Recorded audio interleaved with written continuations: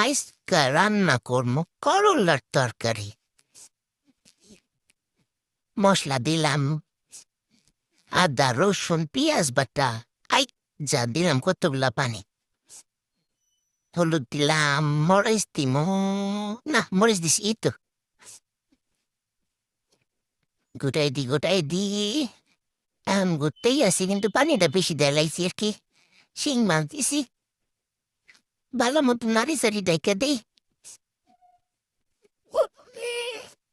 কষা হয়ে গেছে, পানিটা বেশি দেয়া লাগছি। আর একটু পানি দিম আর কি। না আলু দিছি, আলু। আলু দেওয়া কষা নিছি, একটু ডাইকা দিছি, এনে কষা হয়েছে।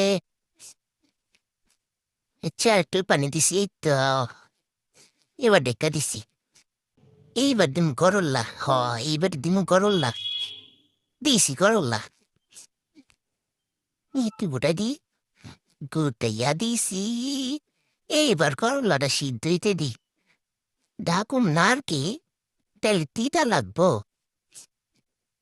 চা হয়ে গেছে মনে করল্লা তরকারি। বন্ধ করে দি, চুলা বন্ধ করে দি। হয়ে গেছে।